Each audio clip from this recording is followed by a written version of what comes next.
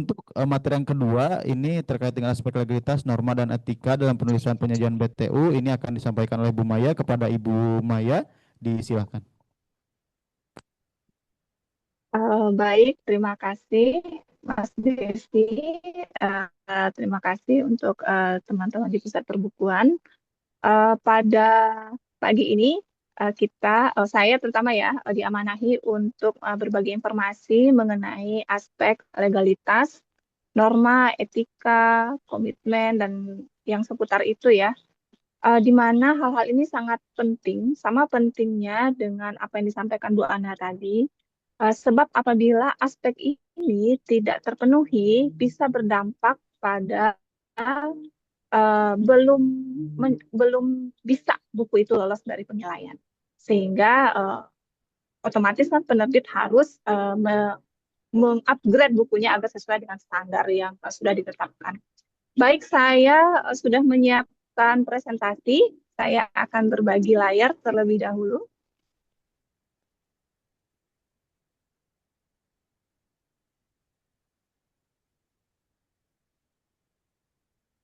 Baik, sudah terlihat ya, Mas Devi? Sudah, Bu. Sudah ya, baik. Eh, ini saya yakin sebahagian besar mungkin ya dari bapak dan ibu-ibu di sini sudah pernah mengikuti bagian yang ini ya mengenai aspek legalitas dan norma. Di sini saya sifatnya akan memberikan contoh-contoh kasus saja ya. Ini adalah kasus-kasus yang memang kami temui selama ini di dalam penilaian. Kenapa sekarang ini fokusnya kepada kasus-kasus? Karena hal ini terus berulang. Karena ini terus berulang, jadi ada semacam pemikiran ya, kenapa ini terus berulang? Apakah hal ini mungkin kurang jelas atau bagaimana? Sehingga diputuskan mungkin sebaiknya teman-teman penerbit belajar dari kasus-kasus yang sudah ada agar hal serupa tidak menimpa buku yang akan hilaikan nanti. Penerbit buku teks ini ya, ini sebagai paradigma aja ya, paradigma berpikir. Penerbit buku teks pendamping itu kan punya peran sangat penting ya dalam memberikan materi-materi ajar yang berkualitas. Semua materi ini kan diharapkan dapat mendukung terbentuknya karakter pembelajar sepanjang hayat. Jadi fungsinya itu sangat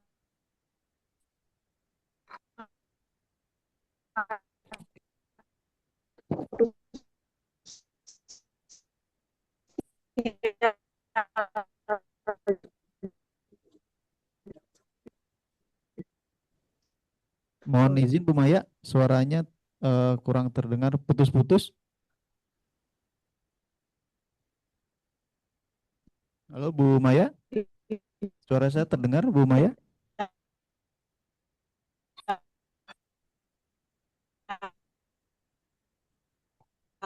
Halo Bu Maya, apakah suara saya terdengar Bu Maya?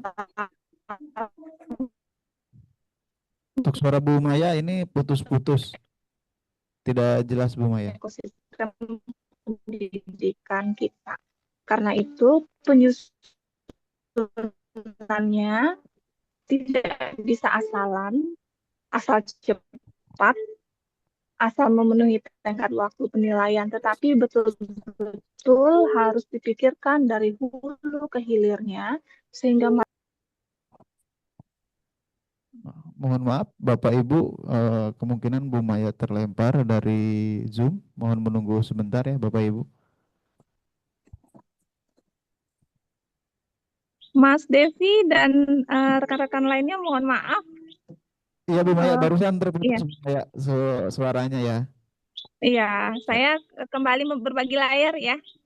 Oh iya, Baik. untuk kameranya mungkin bisa dimatiin aja Bu Maya agar internetnya bisa stabil ya nanti ketika Oh presentasi. ya, oke, oke, Ya, saya matikan aja. ya.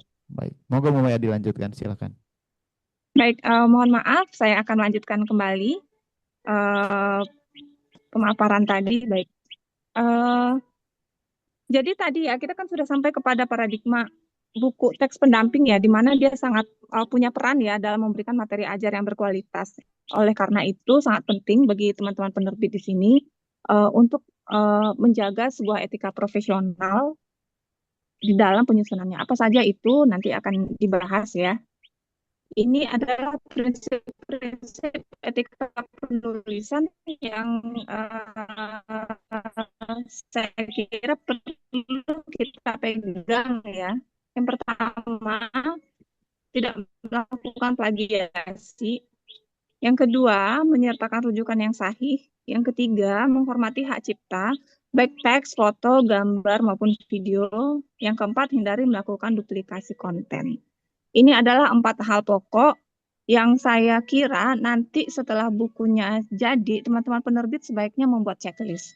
Nanti di bagian akhir, nanti saya akan membahas sedikit mengenai daftar checklist yang sebaiknya teman-teman penerbit miliki untuk mengecek apakah aspek legalitasnya sudah sesuai dengan standar atau tidak.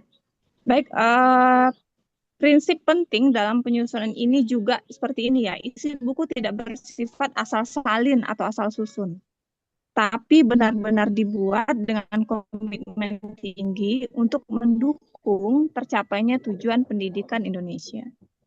Ini adalah kasus-kasus ya dalam penilaian BTP yang menguji etika profesional dalam penyusunannya. Jadi sesudah ini saya akan menyampaikan kasus-kasus yang memang ditemui selama ini. Kasus pertama, mengutip materi tanpa kredit. Nah, ini cukup banyak ya ditemukan ya. Ini adalah kasusnya di paragraf pertama ini adalah ini contoh saja ya. Contoh dari materi seperti dilihat tulisannya foto air dan karbon dioksida menjadi zat makanan. Itulah sebuah hasil copy paste dari tulisan orang. Bagaimana memperbaikinya? Maka ini ada 2 opsi. Yang keduanya itu bisa diterima. Jadi tinggal dipilih aja. Apakah menulisnya sebagai kutipan langsung seperti yang di opsi 1 di mana disertakan rujukannya di bagian akhir, atau opsi 2, dia tidak sebagai kutipan langsung tetapi memparafrase atau mengubah sedikit kalimatnya, namun tetap menyertakan rujukannya di bagian akhir. Yang manapun opsi ini bisa diterima. Kemudian kita lihat kasus berikutnya, kasus kedua, mengutip tanpa kredit. Ini materi foto ya. Nah, ini juga yang cukup sering ditemukan. Nah, ini ada contohnya ya. Ini contoh-contoh yang memang sangat umum saja. Yang pertama gitu. Jika pemilik foto itu diketahui, seharusnya penulisannya itu seperti yang di kanan. Jadi ada nama dari fotografernya, kemudian ada nama sumber fotonya. Misalnya ini ya, pemilik fotonya adalah saya, Maya Lestari GF, dan foto itu ada di website institusi saya, Ruang Literasi Kaliurang. Jadi di situ ditulis mayalestarigf.com/ruang literasi Kaliurang. Nah, penulisan yang banyak terjadi selama ini seperti yang di kiri, yaitu hanya mengcopy paste URL website lalu ditempel di bawah foto. Apa kesalahannya di situ? Referensinya tidak valid karena pemiliknya tidak diketahui. Itu yang pertama ya. Yang kedua, bagaimana jika fotografer tidak diketahui tapi foto itu ada pemiliknya, misalnya pemiliknya mungkin organisasi ya, atau kayak lembaga-lembaga pers. Itu biasanya kalau di luar negeri itu ada kayak Associated Press ya. Di situ mereka punya banyak sekali foto.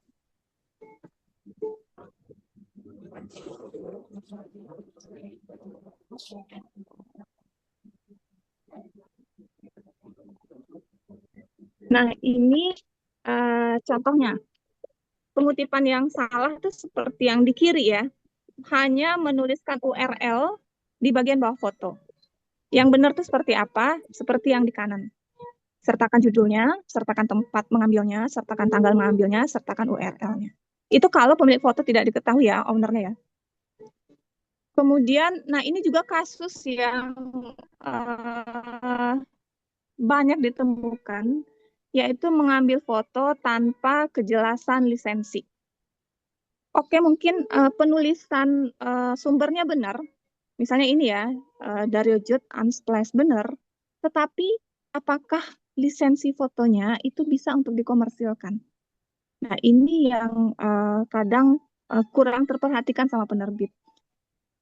Ketika mau mengambil foto dari internet itu, jangan hanya dilihat bagian depannya, yaitu free, lisensinya free. Karena seringnya foto atau gambar yang disebut lisensi free itu adalah foto-foto yang lisensinya free hanya untuk media sosial saja atau yang bukan untuk apa ya, bukan untuk dikomersilkan.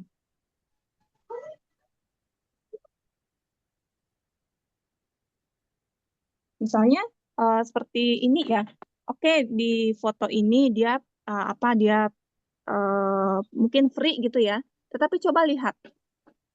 Biasanya kalau kita klik itu ya, item lisensinya di sana, itu ada penjelasan detail. Misal ini lisensi free untuk media sosial, free untuk yang organisasi, misalnya free untuk tidak dikomersilkan. Tetapi jika dia dikomersilkan, ditaruh dalam sebuah buku dan buku itu diperjualbelikan, itu kan dianggap dikomersilkan. Maka itu lain lagi lisensinya. Jadi tolong berhati-hati di sini. Kemudian ada kasus berikutnya, mengambil sumber dari aplikasi video tanpa izin. Ini juga yang cukup banyak terjadi ya. Uh, uh, Kita harus memastikan video-video yang memang kita taruh di buku itu benar-benar bisa dipakai di dalam buku yang akan dikomersilkan, karena kan tidak semua pemilik video mengizinkan. Bisa jadi dia mungkin punya buku sendiri gitu ya, di mana dia menaruh tautannya di bukunya itu, mungkin dia buku-buku pengetahuan gitu ya, dan dia membuat video itu untuk kepentingan bukunya. Dan itu kan cukup banyak terjadi sekarang. Banyak penerbit-penerbit, terutama penerbit-penerbit dari luar ya, yang memilih membuat videonya sendiri untuk disandingkan dengan bukunya. Nah, kita yang tidak tahu, kita mengambil video itu, kita taruh di buku kita. Jadi harus dipastikan apakah video itu memang bisa kita pakai untuk dikomersilkan. Jika rasanya tidak, maka bisa dipikirkan alternatif yang lain. Kemudian pengutipannya juga, oke, mungkin videonya bisa dipakai untuk buku kita, tetapi pemberian kreditnya itu belum benar, jadi itu perlu diperbaiki. Nah, yang paling banyak itu seperti ini, hanya mencantumkan tautan YouTube saja, tautan link videonya saja, tetapi yang lainnya tidak. Nah, ini ada saran perbaikannya ya. Ada dua opsi, yang manapun dari opsi ini dipilih itu bisa diterima. Nah, ini yang paling penting ya. Sebenarnya itu ada banyak kasus. Kasus pengutipan ya, misalnya bagaimana kalau kita mengambil foto dari buku misalnya ya. Bagaimana kalau kita mengambil foto dari buku yang sudah bebas lisensi, misalnya bukunya sudah terbit 150 tahun lalu misalnya kan. Jadi foto-foto di dalamnya kan sudah Creative Commons gitu. Atau oke, foto-fotonya sudah Creative Commons tapi ternyata fotonya atau buku-bukunya ternyata berada di dalam sebuah proyek, misalnya proyek Gutenberg gitu ya. Iya, proyek Gutenberg itu kan dia mendokumentasikan buku-buku lama gitu ya, dengan foto-fotonya, ilustrasinya, dan kita juga harus melihat di situ. Kalau kita mengambilnya dari sana, bagaimana etika pengambilannya? Nah, ini ada 3 jenis format penulisan yang bisa dirujuk. Ada APA style, itu American ya, American Format Style, Chicago Style, MLA Style. Secara umum, ketiganya ini dipakai, tapi memang kalau di Pushbook sendiri umumnya memakai Chicago Style. Tetapi sebenarnya manapun gaya atau format penulisan yang dipilih, selama dia memenuhi kaidah seperti kaidahnya ya, itu sebenarnya bisa dibenarkan. Baik, selanjutnya kasus yang ditemukan ya. Dulu tuh pernah ada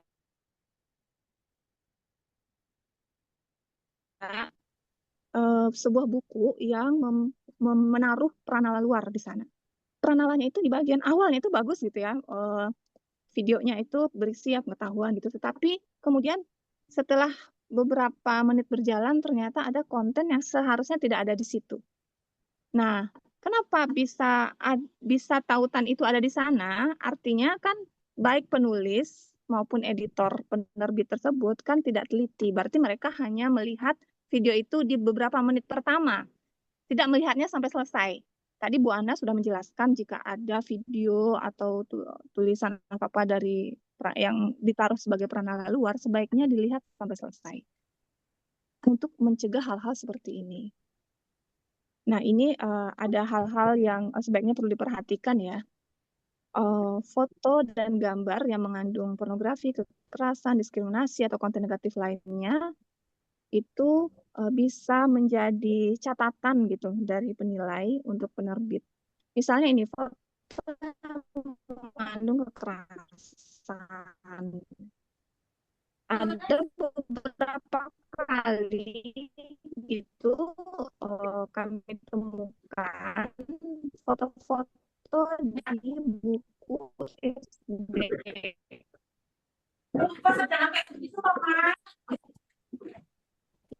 yang anak-anaknya tonjok-tonjokan. Atau ada juga waktu itu untuk anak SMA foto tawuran tetapi ada senjata tajamnya. Nah, itu kan itu lebih baik. Kemudian pornografi yang kurang misalnya pernah waktu itu saya lupa itu apakah buku SMP atau SMA. Nah, itu perlu diperhatikan seberapa relevan atau seberapa urgen gambar itu untuk ditampilkan. Jika dia tidak relevan atau tidak urgen, dia bisa diganti dengan gambar yang lain. Kemudian ada juga kasus yang pernah ditemukan yaitu foto orang rame-rame, tetapi salah satu orang di dalam foto itu badannya penuh tato. Jadi foto itu sendiri sebenarnya tidak terlalu relevan, hanya sebagai pemanis gambar. Ada ya syukur gitu ya, tidak ada juga sebenarnya tidak apa-apa gitu. Sebenarnya jika tidak ada gambar orang yang badannya penuh tato di sana sebenarnya oke. Tapi karena ada di situ dan dia menjadi center di foto itu, menjadi pusat perhatian, maka perlu dipertimbangkan ulang untuk menaruh foto itu di sana. Kan bisa diganti dengan foto-foto lainnya mungkin ya, yang kira-kira lebih aman mungkin ya. Kemudian bias gender. Nah, bias gender ini beberapa kali ditemukan. Sebenarnya kalau kita lihat dari foto, dari gambar yang buku itu, modelannya seperti ini. Dan di mana misalnya perempuan itu hanya mungkin di bab ini dia memasak gitu ya, bab berikutnya dia mengasuh anak gitu, bab berikutnya dia ini, bab berikutnya dia gitu ya, pekerjaan yang sifatnya kerumah tanggaan gitu. Sementara yang lelaki digambarkan dia bekerja gitu, mungkin dia berkendaraan, dia naik traktor, kayak gitu ya, yang sifatnya lebih maskulin. Nah, jika hanya ada satu gambar yang seperti itu no problem. Tetapi jika mayoritas, maka itu bisa menegaskan apa ya namanya itu ya, bisa membuat kita berpikir gitu, bisa membuat anak-anak berpikir oh seharusnya perempuan itu begini, laki-laki itu begini, padahal kan tidak seperti itu. Nah, yang konten-konten yang sifatnya bias gender seperti ini perlu diperhatikan gitu, sebab pikiran seorang anak itu kan bukan hanya bisa dipengaruhi oleh tulisan, tetapi juga gambar-gambar. Kemudian selanjutnya, nah ini kasus 6 ya. Nah ini juga beberapa kali ditemukan yaitu buku sebatas parafrase dari buku yang sudah ada. Jadi mungkin ya sebuah penerbit pernah menerbitkan buku itu gitu 10 atau 15 tahun yang lalu gitu. Lalu ingin menerbitkan buku mapel yang serupa, tapi mungkin tidak punya waktu gitulah ya untuk menyusun dari awal, sehingga ya udah kita pakai materi yang lama di parafrase aja gitu. Sehingga yang didapatkan itu adalah buku-buku yang tidak ada sudut pandang baru. Isinya sebatas pengulangan dari buku yang sebelumnya. Gaya bahasanya sama dengan sumber asli, struktur kalimat hanya diubah sedikit. Struktur bab dan isi serupa. Jadi tidak ada kebaruan. Nah, kalau seperti ini, apakah tujuan kita untuk membentuk anak-anak memiliki karakter pembelajar yang sesuai dengan kurikulum saat ini itu tercapai? Nah, kan itu di situ ada tanggung jawab penerbit namanya. Jadi penerbit kan juga harus bertanggung jawab terhadap kualitas kontennya. Kemudian kasus ketujuh yang juga ditemukan ya, yaitu isi buku sebatas kompilasi materi dari berbagai sumber. Jadi menulis itu hanya menyusun ulang informasi yang mudah ditemukan, bukan mengulas atau mengembangkannya. Misalnya kayak ya taruhlah buku IPA gitu ya, buku IPAS untuk anak SD misalnya. Misalnya bagian tanaman gitu.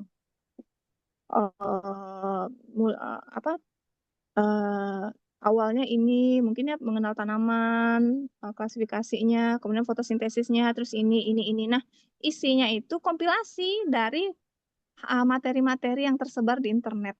Jadi mungkin dia tidak kopas, tapi memparafrase aja, sehingga buku itu hanya sebatas kumpulan konten, bukan sebuah pembelajaran yang utuh untuk anak. Nah, ini juga penerbit perlu memperhatikan ya.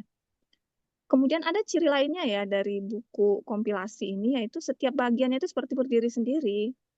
Karena dia kan hanya kompilasi ya, ditambah mungkin penulisnya kurang punya kemampuan melakukan sintesis ya, jadi nggak bisa dia menghubungkannya. Kemampuan dia menganalisis setiap konten itu mungkin juga tidak dia kembangkan untuk itu, meskipun mungkin dia sangat pandai menganalisis kontennya ya, tapi mungkin pada saat itu karena keterbatasan waktu dan bla bla lainnya, akhirnya dia tidak punya waktu untuk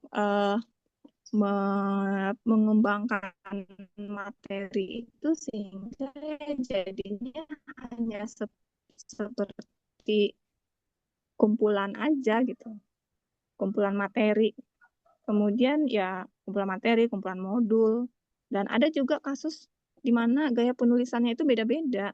Jadi yang menandakan bahwa oh iya berarti materi A berarti diambil dari ini, materi B berarti diambil dari ini, materi C berarti diambil dari ini, paling diparafrase dikit-dikit. Nah, sekarang kan kita tinggal refleksi aja, apakah buku dengan ciri seperti ini cukup layak untuk menjadi media pembelajaran anak-anak? Apakah buku yang disusun seperti ini sudah mencerminkan tanggung jawab kita sebagai penerbit buku-buku pendidikan? Nah, kita tinggal refleksi aja. Nah, supaya hal-hal yang seperti ini tidak terjadi, maka mulailah penyusunan buku itu dari pertama tentu apa ya, tim penyusunnya ya, yang memang bukan sekadar ahli, tapi dia juga mampu mengembangkan pembelajaran.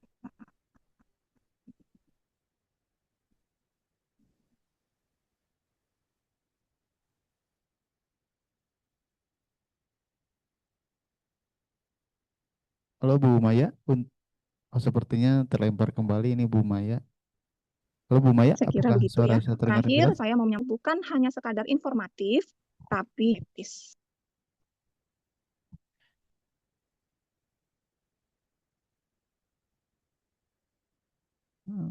Halo Bu Maya. Oh,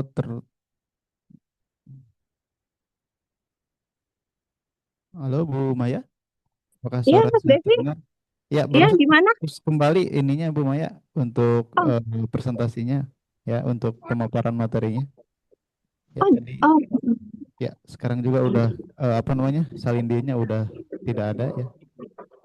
Sebentar itu terputusnya kapan ya? Karena saya sudah selesai. Saya tidak tahu ternyata dia Di kasus terputus 7 Bu tadi. Ana kalau nggak salah ya tadi di kasus 7 yang terakhir Oh, di itu kasus. yang terputus-putusnya ya. Bu Maya, Oh mohon iya, maaf Bu Maya ya. oh iya. Eh, Sebenarnya di kasus 7 itu ini ya, eh,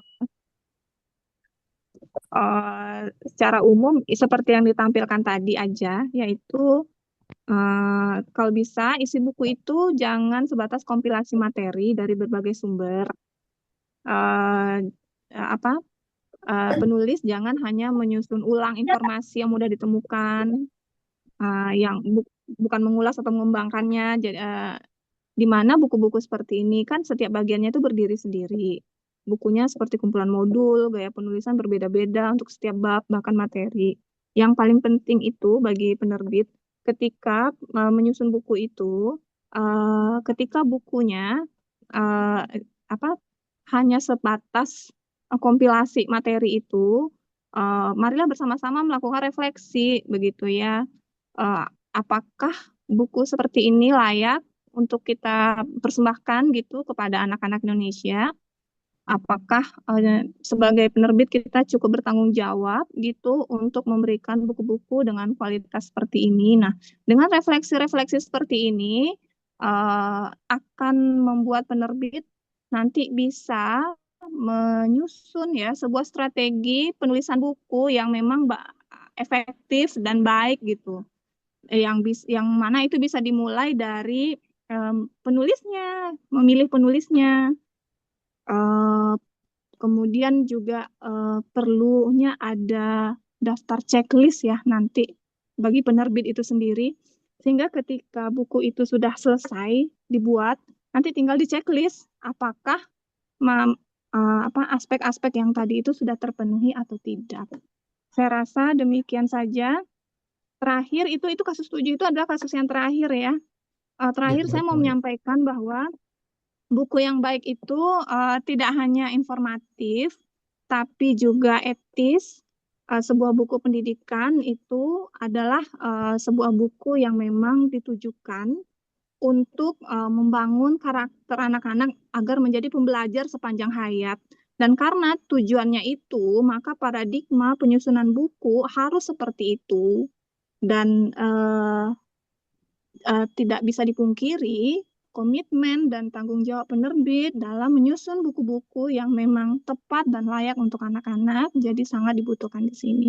Saya kira demikian saja Mas Devi. Mohon maaf terputus tadi. Terima kasih. Assalamualaikum warahmatullahi wabarakatuh. Waalaikumsalam warahmatullahi wabarakatuh. Terima kasih disampaikan kepada Bu Maya yang telah menyampaikan aspek legalitas ya, kemudian norma dan etika dalam penulisan atau penyajian buku teks pendamping seperti itu. Baik Bapak Ibu, apabila Bapak Ibu ada yang ingin ditanyakan secara langsung ya, seperti biasa nanti bisa disampaikan ketika sesi terakhir ya. Setelah materi yang ketiga nanti akan ada sesi diskusi untuk Bapak Ibu bisa menanyakan atau mengkonfirmasi terkait dengan pertanyaan-pertanyaan yang sudah disiapkan oleh Bapak Ibu. Baik Bapak Ibu, untuk mengefektifkan waktu, sekarang kita mulai memasuki ke pemaparan materi yang ketiga ya terkait dengan aspek penyajian buku. Di antaranya ada keselarasan TP, kemudian materi, aktivitas, asesmen, bahasa, serta desain dan grafika yang akan disampaikan oleh Bapak Diki Susanto MID. Kepada Bapak Diki, apakah sudah ada di Zoom dan sudah siap Pak Diki? Iya, selamat pagi, sudah siap. Baik, selamat pagi Pak Diki ya. Baik, untuk aspek penyajian buku disilakan kepada Pak Diki untuk bisa menyampaikan. Silakan Oke, Pak Diki. ya baik, terima kasih Mas Devi. Selamat pagi Bapak Ibu sekalian, sudah hampir 2 jam. Mungkin Zoom mudah-mudahan masih fokus dan konsentrasi ya. Jadi izinkan saya melanjutkan untuk pemaparannya mengenai aspek penyajian ya. Jadi sebenarnya banyak hal yang tadi sudah disinggung ya dari Prof. Ana dan juga Bu Maya ya. Jadi mungkin kita akan juga membahas kasus-kasus yang sering ditemukan begitu ya, yang akhirnya sangat disayangkan ya, buku-buku yang sudah berjerih payah ya dibuat oleh Bapak Ibu dari penerbit itu akhirnya harus eh, digugurkan gitu ya. Jadi mudah-mudahan dengan pembekalan ini Bapak Ibu bisa mencermati hal-hal apa yang akan lebih meningkatkan kemungkinan ya buku-buku yang Bapak Ibu hasilkan itu bisa diloloskan begitu ya. Nah, jadi bagian saya adalah menjelaskan mengenai penyajian ya. Jadi boleh dikatakan ini isi ya, dagingnya gitu ya dari buku teks yang Bapak Ibu buat begitu ya. Nah, jadi hal yang paling utama sebetulnya yang penting sekali adalah keselarasan ya. Nah, ini yang kami sering temukan, kurangnya adanya keselarasan ya antara tujuan pembelajaran, ya, assessment dan materi dan aktivitas pembelajaran. Nah, jadi hal pertama yang Bapak Ibu perlu cermati adalah apakah tujuan pembelajarannya itu sudah jelas dan sesuai dengan CP. Nah, tadi kan ada juga yang komentar ya bahwa diperbolehkan gitu ya, dari Prof. Ana juga jelaskan bahwa tidak harus semua CP gitu ya yang disasar, tetapi tidak boleh mengubah CP ya Bapak Ibu ya. Tadi saya lihat ada komentar yang CP-nya berbeda, oh tidak boleh. CP-nya tetap harus sama, tetapi tidak semua CP itu harus dipenuhi gitu ya. Nah, dari CP itu kemudian bisa diturunkan ke tujuan pembelajaran. Nah, disitulah adanya fleksibilitas ya. Tujuan pembelajaran apa yang mau dicapai, yang akhirnya bisa menyasar kepada CP di akhir.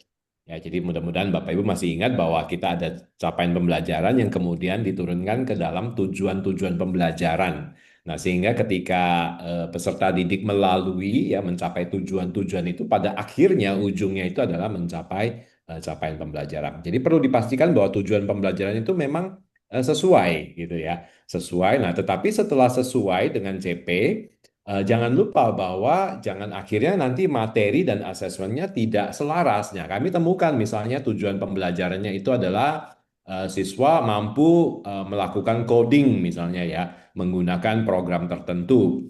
Nah, tetapi di dalam bukunya itu kemudian materinya adalah penyampaian informasi ya, informasi mengenai coding, mengenai program ini, tetapi tidak ada satu pun aktivitas ya atau sedikit ya minim aktivitas yang memampukan anak gitu ya, memampukan siswa itu benar-benar menguasai cara bagaimana membuat coding begitu.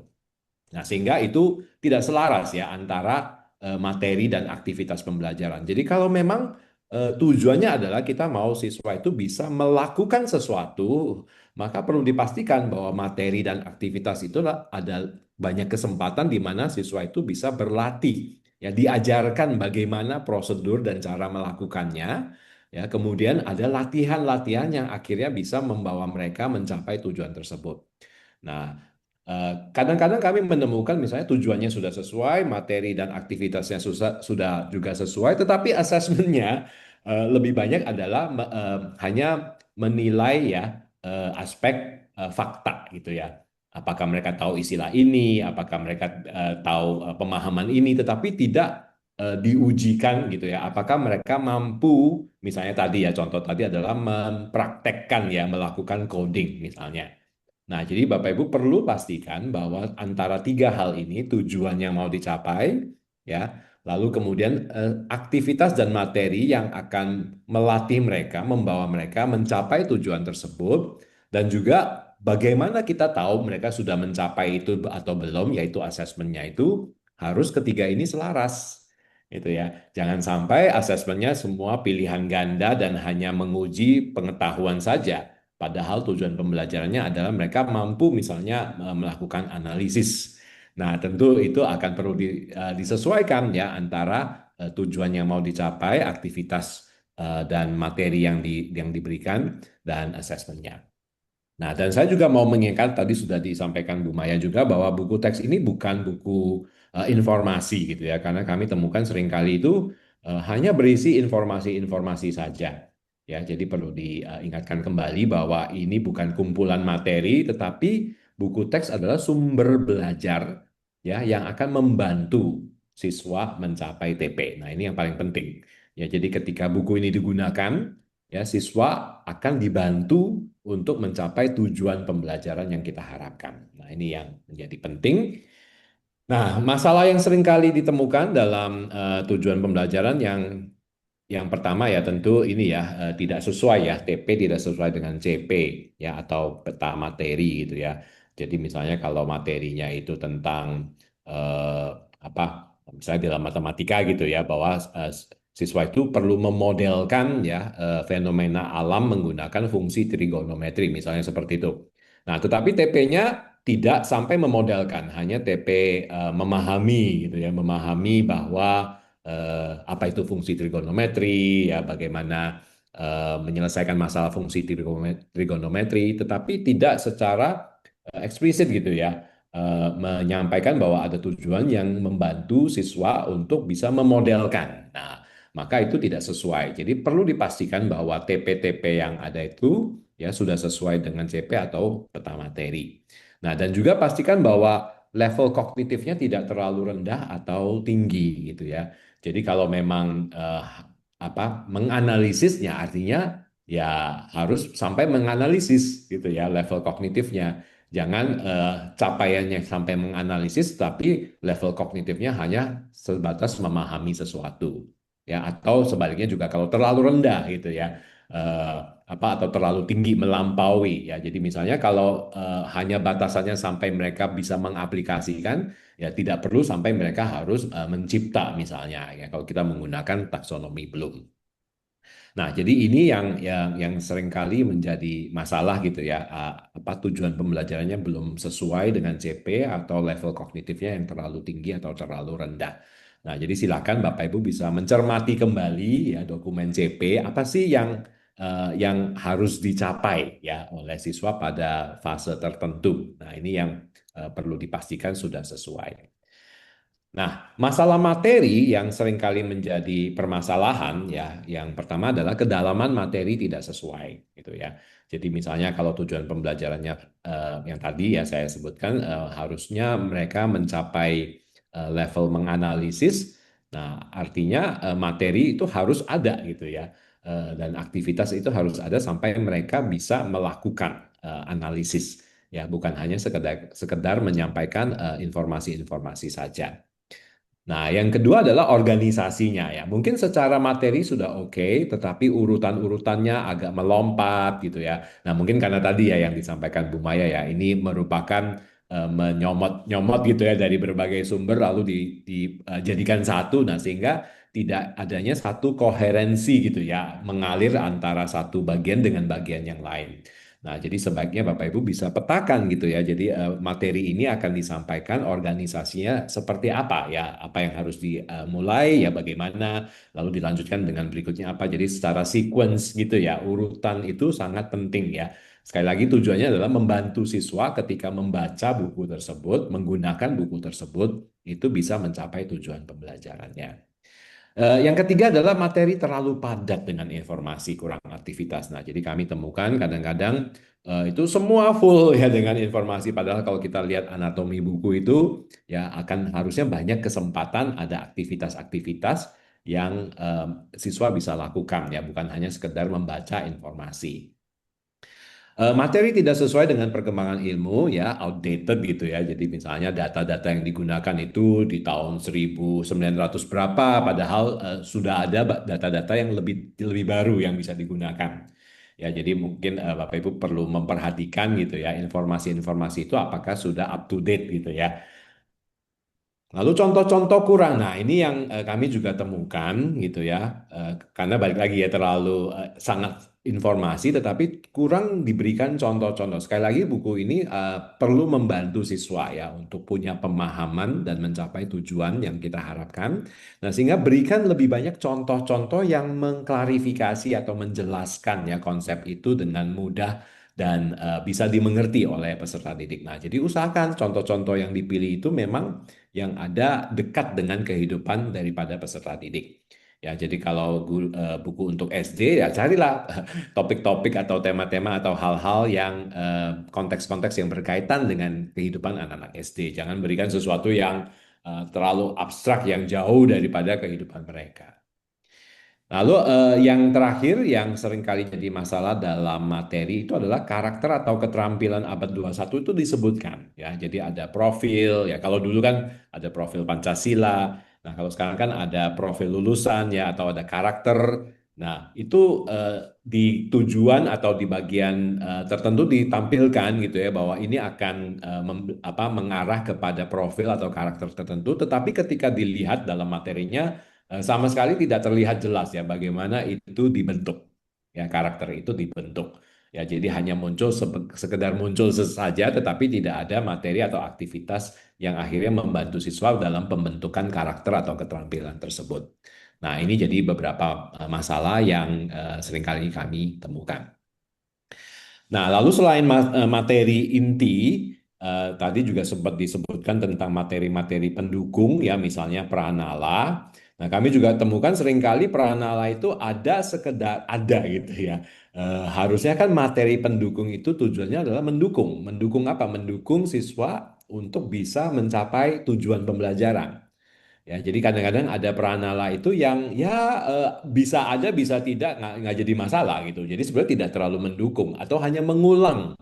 Ya, misalnya di teks sudah ada, kemudian dia mengulang kembali dalam bentuk PPT gitu ya, PowerPoint, salin dia, atau materi dalam teks itu kemudian dijelaskan oleh seseorang ya. Misalnya ada soal terus kemudian ada soal yang sama atau mirip yang kemudian dijelaskan kembali. Nah, jadi sebetulnya salah satu saja sudah cukup begitu ya. Jadi tidak memperkuat ya. Jadi sebetulnya lebih baik adalah coba pilih pranala ya. Jadi apakah itu tautan gitu ya, video ya atau ada bacaan tambahan.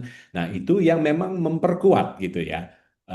Membantu memperkuat dan juga membuat siswa itu bisa lebih paham materinya.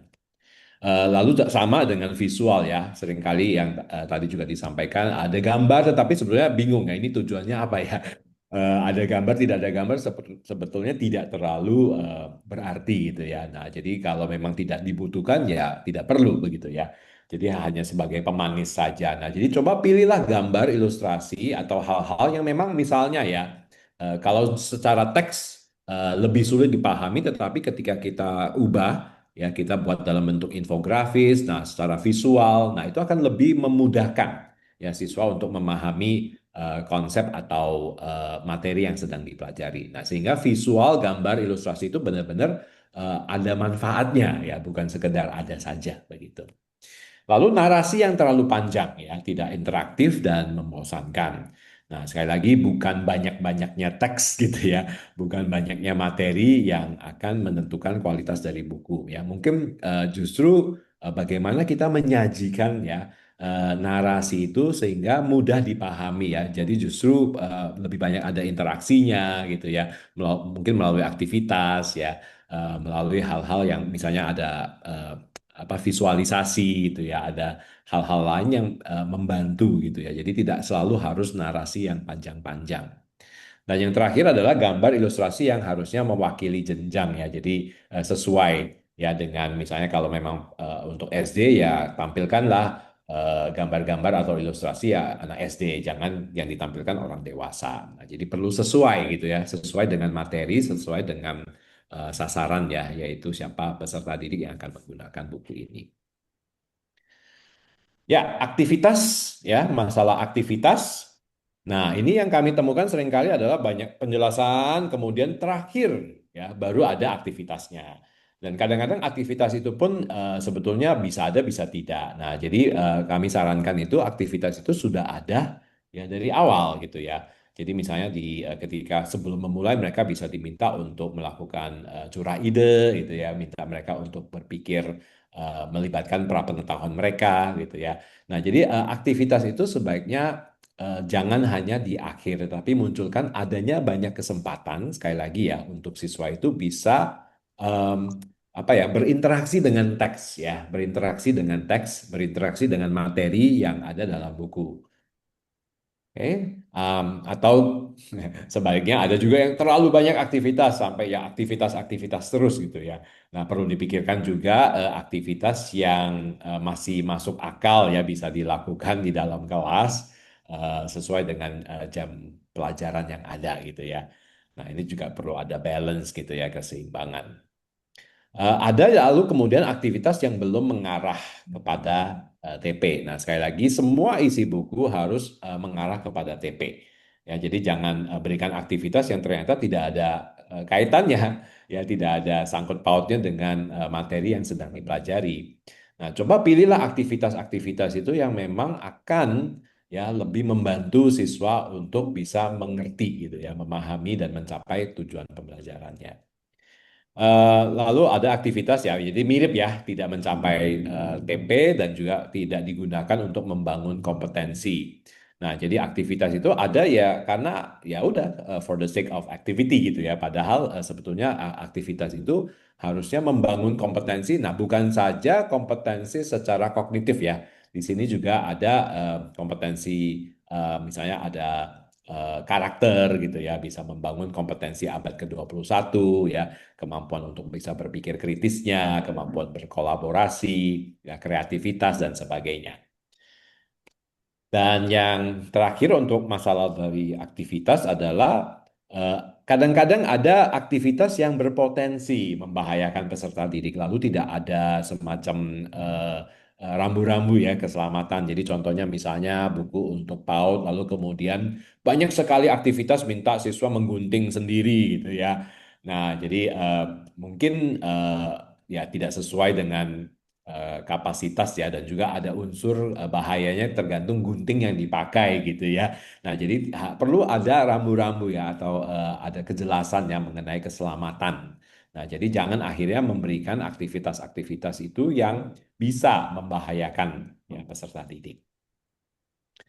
Nah, itu untuk masalah aktivitasnya. Lalu masalah assessment ya. Jadi yang tujuan pembelajaran, lalu ada materi dan aktivitas, dan yang terakhir adalah masalah assessment. Ya, tadi sudah saya singgung, assessment tidak sesuai dengan TP, ya hanya menguji misalnya pengetahuan, padahal TP-nya itu ada pemahaman, ya ada keterampilannya, ya ada bahkan higher order thinking misalnya ya HOTS-nya, maka perlu dipastikan bahwa assessment itu pun menguji itu ya hal-hal yang sesuai dengan tujuan pembelajaran ya. Nah, jadi dua hal ini ya yang seringkali terjadi ya, asesmennya tidak sesuai ya apa yang di tujuan pembelajarannya, tetapi asesmennya berbeda ya, tidak menguji TP atau belum mengukur ketercapaian CP dengan sesuai dengan tingkatnya ya, maupun sesuai dengan misalnya apakah dia bentuknya pengetahuan, keterampilan gitu ya, atau hal-hal yang lain. Nah, itu mengenai aspek penyajian secara dari tujuan pembelajaran, dari materi dan aktivitas, serta assessment. Nah, yang berikutnya adalah penggunaan bahasa ya. Sebenarnya tadi juga sudah beberapa hal disinggung ya, bahwa kita perlu pastikan ya untuk jenjang SD itu kalimat-kalimatnya lebih pendek-pendek ya, tunggal ya, dan hindari kalimat-kalimat pasif berantai ya, jadi ya, pakai koma ya panjang gitu ya, jadi usahakan singkat-singkat ya. Nah, ketika jenjang SMP SMA pun walaupun bisa lebih kompleks, tetapi juga perlu perhatikan ya jumlah paragrafnya berapa panjang ya, kami seringkali melihat paragrafnya panjang-panjang begitu ya. Nah, jadi kalau bisa disederhanakan dan kalau bisa misalnya kita kurangin teks tetapi lebih banyak bisa menggunakan diganti dengan visual. Nah, itu akan sangat membantu siswa ya untuk berminat lebih membaca dibandingkan buku yang penuh dengan teks. Ya, lalu penggunaan istilah teknis ya pastikan bahwa perlu dibarengi dengan penggunaan elemen visual. Nah, jadi untuk hal-hal yang teknis, hal-hal yang agak sulit gitu ya, sebaiknya ada visual ya yang akan membantu pemahaman. Lalu tidak terlalu menggunakan banyak istilah teknis dalam satu paragraf ya, khususnya jenjang SD. Ya, jadi pastikan bahwa cara kita menyampaikan dengan menggunakan teks itu sederhana tapi cukup jelas. Nah, gunakan perumpamaan untuk meningkatkan pemahaman. Jadi Bapak Ibu berikan contoh, berikan perumpamaan, berikan analogi gitu ya. Jadi hal-hal itu kita bisa gunakan untuk membantu pemahaman siswa. Ya, ya ini mirip ya, hindari kalimat yang terlalu panjang. Ya, lalu sama ya, konsep abstrak itu sebaiknya dibantu dengan visual. Nah, ini beberapa kesalahan yang sering terjadi ya, mungkin mirip ya, pengulangan. Ada kesalahan kaidah bahasa. Oh, kami juga banyak menemukan typo ya, kesalahan penetikan dan ejaan. Jadi sebaiknya editor ya bisa cek dulu ya, memastikan tidak ada kesalahan ketik ya, ejaan ya, dan narasi atau teks kurang koheren tadi saya sudah sampaikan. Nah, yang terakhir Bapak Ibu mengenai desain dan grafika. Ya, hal-hal yang kami temukan itu ya, misalnya penggunaan elemen visual itu yang tidak terlalu membantu gitu ya, terlalu eh, rame begitu ya, hanya kelihatan apa supaya eh, apa penuh gitu ya. Nah, itu usahakan kita gunakan yang relevan ya. Jadi pilih visualisasi yang relevan ya untuk meningkatkan pemahaman. Lalu coba variasikan ya, jangan berhalaman itu full teks semuanya, tapi bisa divariasikan, ada teks, ada gambar, ya. Tapi pastikan bahwa gambar atau hal-hal lain itu memang mendukung ya, atau bisa ditampilkan sebagai alternatif ya daripada teks ya. Kemudian pastikan juga font ya. Kadang-kadang kami menemukan font yang agak terlalu kurang jelas gitu ya, lalu ukurannya agak terlalu kecil ya, spasinya terlalu dekat ya, sehingga menyulitkan gitu ya untuk kita bisa, apalagi anak-anak ya, untuk bisa membaca. Nah, jadi pastikan bahwa pemilihan font itu sesuai dengan jenjang ya, untuk SD lebih besar, lebih tidak terlalu padat ya, lebih bisa jaraknya itu lebih banyak. Nah, jadi masalah dengan desain dan grafika adalah ya biasanya pemilihan warna gitu ya, yang misalnya kuning dengan warna apa ya, biru yang tidak terlalu kontras sehingga menyulitkan ya untuk bisa melihat gitu ya. Tata letaknya gitu ya. Jadi jangan harus diisi semua ya. Kadang-kadang white space itu penting ya untuk supaya balance ya dalam halaman tersebut, sehingga informasi yang ditampilkan itu jelas ya. Jadi tempat peletakan informasi-informasi yang penting ada di mana. Nah, itu supaya ada konsistensi dan kejelasan sehingga mempermudah pembaca gitu ya. Penggunaan gambar, ilustrasi, infografis ya. Nah, jadi coba pilih yang menarik ya secara visual dan memang bermanfaat gitu ya untuk membantu siswa. Lalu tata letak ya terlalu padat, dan juga yang sering kami temukan juga adalah resolusi gambarnya terlalu rendah sehingga gambarnya pecah ya, kurang jelas. Nah, jadi pastikan menggunakan gambar dengan resolusi yang baik.